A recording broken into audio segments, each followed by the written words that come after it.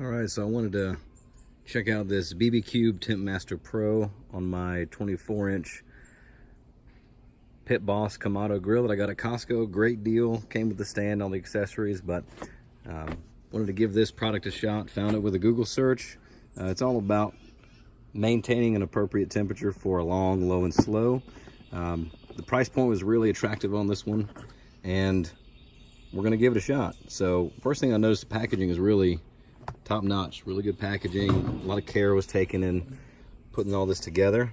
And what came with this package that was on sale for, at the time, $170, but we've got a main controller that's going to take care of the fan and interfacing to all of our temperature probes, power adapter. This is our adapter to hook into the lower vent of the grill, the grill temperature probe, and then 2 meat probes. This is going to go in, hopefully it fits the Pit Boss. It said it was for the Kamado Joe and the Big Green Egg, but it's going to go in this lower vent here, and then it's going to modulate the airflow through the grill based on the temperature setting. So I'm going to go ahead and unbox the rest of it and get it set up. So I ran into a little bit of a problem. I had to do a little modification. The adapter for the lower vent was a little bit too tall, so it couldn't fit inside the lower vent, so I had to take it out to the shop and trim it down a little bit. It took about 1/8 of an inch off the top here to make it a little bit shorter, and now it does fit in, so we're able to hook it up to the grill. We take the silicone fan tube, hook it up just like that, get everything sealed up as tight as we can, and then that hose goes to our control box here. Not ready to do a cook yet, but just wanted to get everything hooked up, make sure it could work. We've got our temperature probe unit here on the bottom, and then the actual fan controller on the top. And right now I just wanted to make sure the grill temp probe could fit. So it has a nice little spring steel holder, so that goes right on your grill. And looks like everything fired up when I plugged it in. So we'll get the pork shoulder ready and see how this thing works. So I'm going to start with a little test fire, so not a lot of fuel. We'll see how this goes just before I trust a whole pork shoulder to it. But one thing that's kind of cool is you can turn on the fan to 100%, and you can hear it come on. So what that's doing is it's blowing 100%, so it's going to really speed up the coals catching with the electric starter especially. So that's kind of a nice little added bonus. Just reading through the manuals where I found that, so let's see how that goes. All right, so I made sure to stop the electric starter after just a few of the lump charcoal pieces actually lit. I don't want to get too hot too quick. I want to let this thing actually get up to speed, or let it get it up to temperature.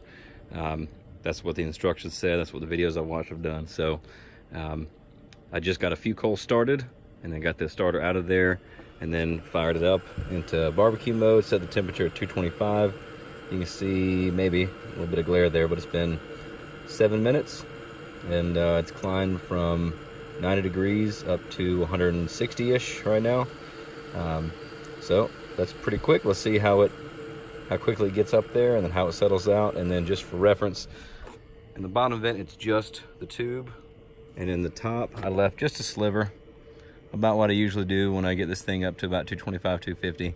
So the idea is that we don't have to keep opening and closing these vents and adjusting them to manage our temperature. We're going to let that fan do it, because it's forced air instead of the natural convection. So oh, and also this little enclosure here, I went ahead and got this from the folks there at BBQube.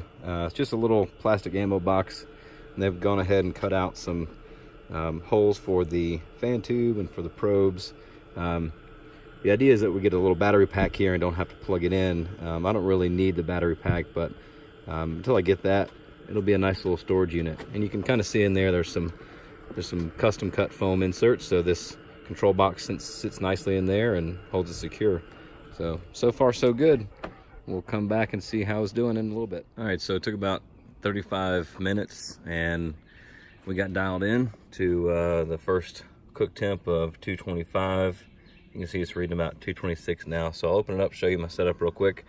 When you open the lid, you don't want it chasing that quick drop in temperature, so you just come up and you press and hold the button to pause it, and then you can open up your grill to check on your meat or whatever. So you can see I got the heat deflector in. That's where that's my probe placement. I'm not too close to the edge there. A little bit of fuel burning down in there, so we'll close it down, and I will unpause it to get it back up and running, and we'll just kind of let it ride and see how it does. You know, getting back up after that quick drop, and yeah, we'll just kind of see how long it can hold this temperature. But it's been dialed in for about 15 minutes now, right at 225, 226. So far so good. All right, so it's about 6 a.m. We got our 9.5 pound pork shoulder on. We're gonna see how things go today, but just so far, I started a new fire, you know, plenty of fuel, a couple of smoking chunks in there. Started up this morning around 5. It took about 30 minutes to get up to heat once the coals were caught, and I turned on the BBQube. I've got an iPad set up here so you can kind of see the graph. The two little dips here, that's where I opened the lid twice. Once to put on the shoulder, and then the next to, I added another Bluetooth probe or Bluetooth thermometer probe in there so I could monitor. That's my only gripe so far. Everything's been working great. The Bluetooth range, however, is not as far as my other Bluetooth thermometer, and so if I'm upstairs in my bedroom, I can't connect to the BBQube. So I hooked up the iPad so I could constantly monitor it, and again, it's climbing right back to where I want it to be, and you can see kind of how it ramped up slowly, and then it held, and then once it hit temperature, I was comfortable with it. I threw on the shoulder. So hopefully the next clip that I show is going to be a well-cooked pork shoulder. All right, fingers crossed. All right, so moment of truth. Been cooking for 13 hours or so. This piece of meat was a little stubborn, but it got there. It got to 203, which is a great temp for a pork shoulder, for pulled pork. Really nothing but positive things to say about this BBQube TempMaster Pro. It held just rock steady 225-ish. The tolerance is probably 3 or 4 degrees. That's the most that it floated, plus or minus, and you know, I think we're looking really good. Internal temperature has reached 203, so we're all set really as far as this product goes. As advertised, it did its job, made it a lot easier on me. No going out and adjusting. It took care of everything. So, you know, a real strong endorsement for this product. It was great first experience. Looking forward to, you know, cooking a brisket on it and giving it a shot on other cuts of meat. But yeah, I think it's a great marriage for any ceramic grill.